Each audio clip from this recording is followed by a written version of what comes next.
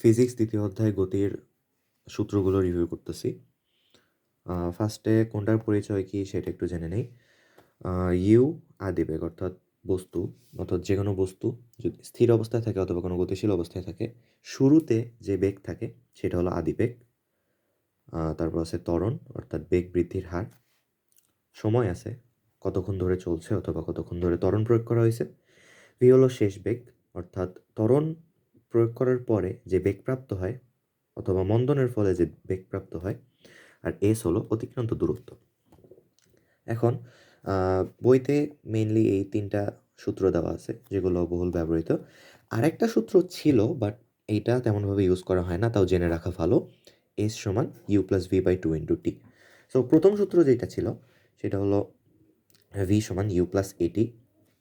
আর এইখানেই যদি আমাদের কোনো স্থির বস্তুকে ত্বরণ প্রয়োগ করার মাধ্যমে গতিশীল করতে চাই, সেই ক্ষেত্রে ইউ জিরো, এক্ষেত্রে ভি সমান এটি। অর্থাৎ আমরা ইউকে বাদ দিয়েও লিখতে পারি because zero has no value.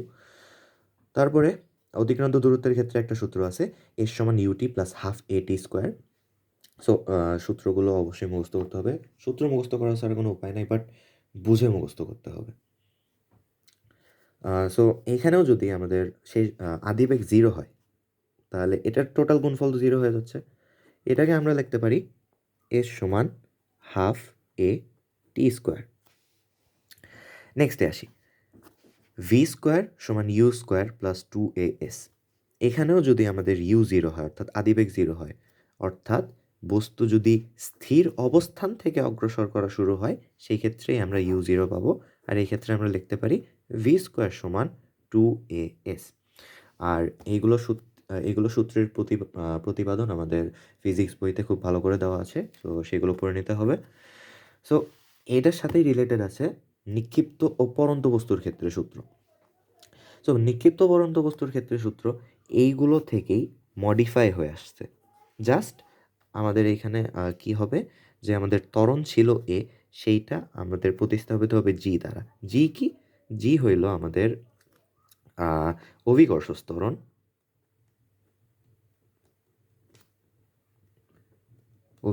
ত্বরণ। আর জি এর একটা এক্স্যাক্ট ভ্যালিউ আছে, এটা একটা ধ্রুবমান 9.8 মিটার সেকেন্ড ইনভার্স 2। আর আমাদের যে এস ছিল অতিক্রান্ত দূরত্ব, এই এস প্রতিস্থাপিত হবে এইচ দ্বারা।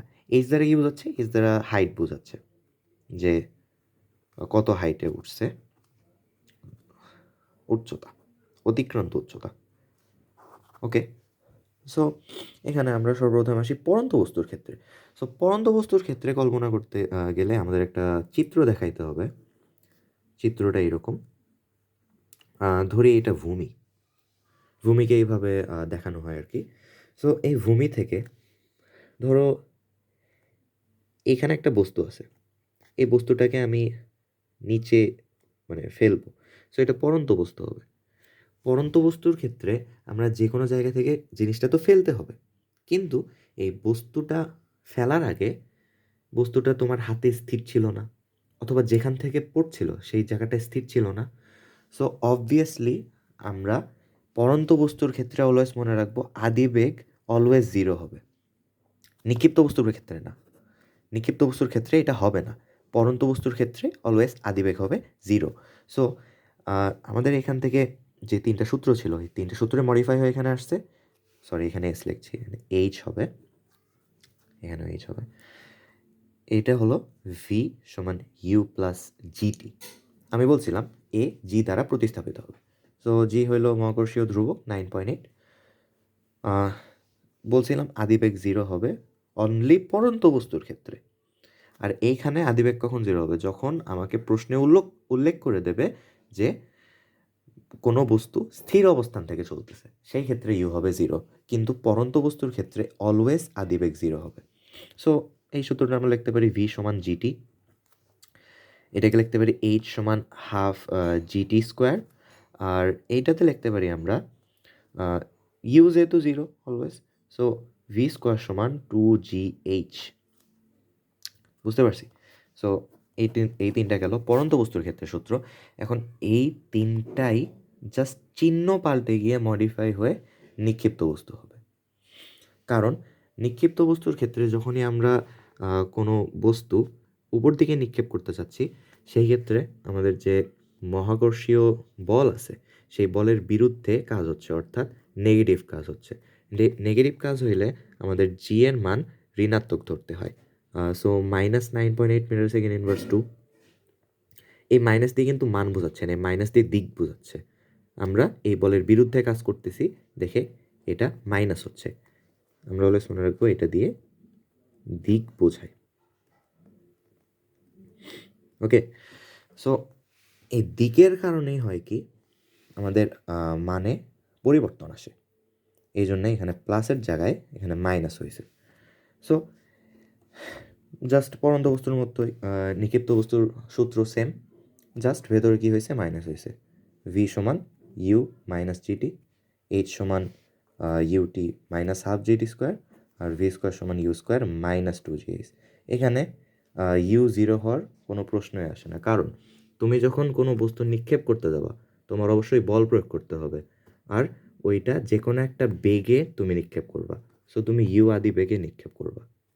কখনো আদিবেগ যদি তুমি জিরো ধরো, কখনোই শূন্য আদিবেগে কোনো বস্তু নিক্ষেপ করা পসিবল না।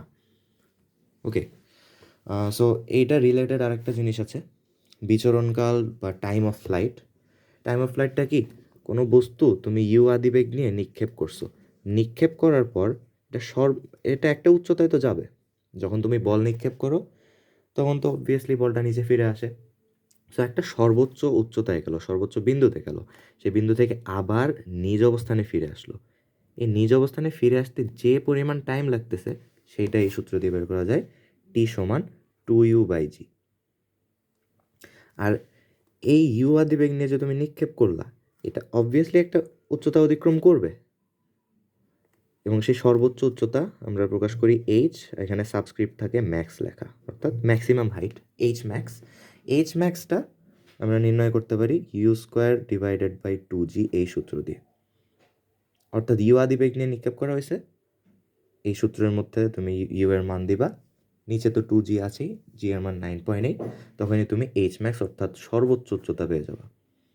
আর এই সর্বোচ্চ উচ্চতা পর্যন্ত এই বস্তু পৌঁছাইতে যে পরিমাণ সময় লাগতেছে আমার, সেইটাকে আমি টি ম্যাক্স দিয়ে প্রকাশ করতেছি, অর্থাৎ ম্যাক্সিমাম টাইম।